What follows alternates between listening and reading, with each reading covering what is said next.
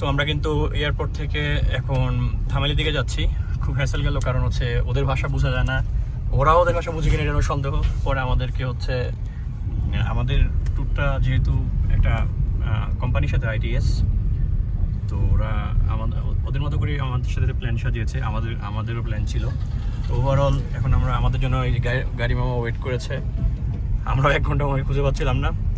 তো ফাইনালি আমরা এখন হচ্ছে থামেলে যাচ্ছি ইনশাল্লাহ। আর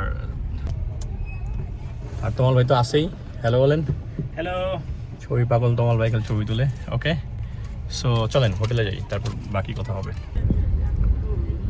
সো আমরা নেপালের রাস্তায় আছি, আমরা যাচ্ছি নেপালে। দেখেন বাইক আছে কিন্তু অনেক নেপালের হচ্ছে এয়ারপোর্ট থেকে আমরা বেরোইলাম, আমাদের জন্য খুব সুন্দর একটা গাড়ি ওয়েট করতেছিল। আমরা আসলে খুশি নাকি? হ্যাঁ তোমার ভাই, মানে খুব প্রাইভেটলি আমরা যেতে পারছি। আই থিঙ্ক আমাদের টোটাল ট্যুরটাই প্রাইভেটলি হবে, বিকজ আমাদের সাথে কারো প্যাকেজের মিল নেই। ওকে ওকে, শিওর শিওর। তো দিস ইজ এয়ারপোর্ট অ্যান্ড গাউসুলা, কি নাম লেখা বুঝতে পারতেছি না। দেখ, সালাম আলাইকুম এভরিওয়ান। আপনাদের ডাইনামিক বাইকার কিন্তু এখন চলে আসছে নেপালের থামেলে। আর এখন হচ্ছে রাতের থামেল, এখানে সারারাতি মোটামুটি হচ্ছে পার্টি চলে, অনেক কিছু চলে। তো আমরা এখান থেকে যাব হচ্ছে নার্সিং চক নামে একটি জায়গাতে, এই ওয়াকিং ডিস্টেন্স এখান থেকে। আমরা সেখানে যে আমাদের ডলার এক্সচেঞ্জ করব। সো চলেন আমরা আসলে দেখি কত ডলার পাই। আমরা এয়ারপোর্টে পেয়েছিলাম 133.10 পয়সা। আমরা আশা করতেছি এখানে আরো বেশি পাবো। তো চলেন আমরা যাই, লেটস গো।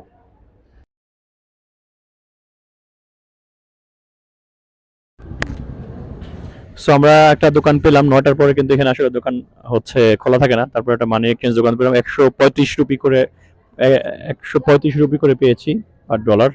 আমাদের তমাল ভাই হচ্ছে গুনতেছে, এখানে কিন্তু অনেক টাকা। হ্যাঁ হ্যাঁ শিওর ভাই, আপনি এত লম্বা লম্বা নোটের মালিক হয়ে গেলেন। হ্যালো,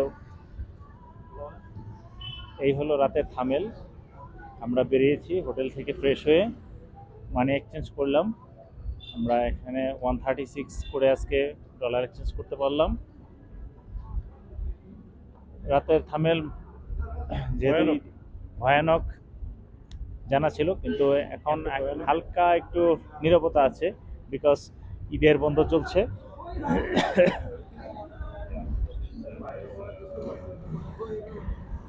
বাকিটায় আমরা এখন সিমের সন্ধান করছি, দেখি কোথায় ভালো সিম পাওয়া যায়।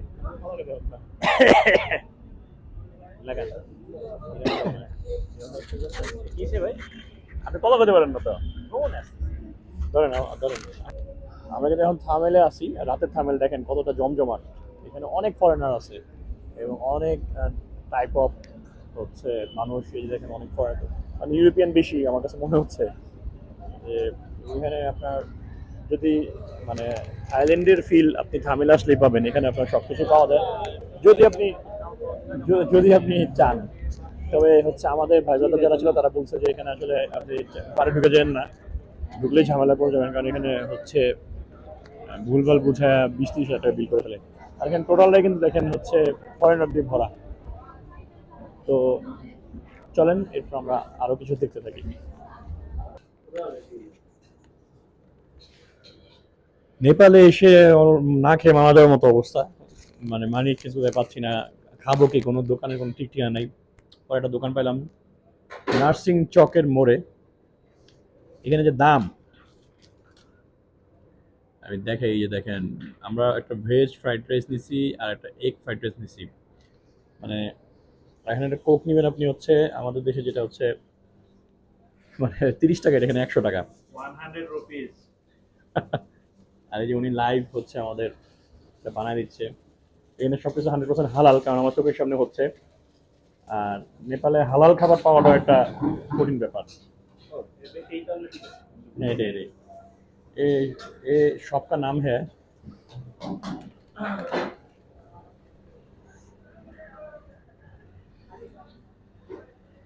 Food station. You are the owner? No. Okay. He's chef. Okay. তো যাক, কোনো একটা পানি ঠান্ডা পানি নেন। পানি 30 টাকা, ঠিক আছে। তো কোনো মতে আমরা বসছি এখানে, মানে কি বলবো এখানে, মানে এটা ইন্ডিয়ার মতো না, এটা অন্য দেশ, মানে অন্য দেশই।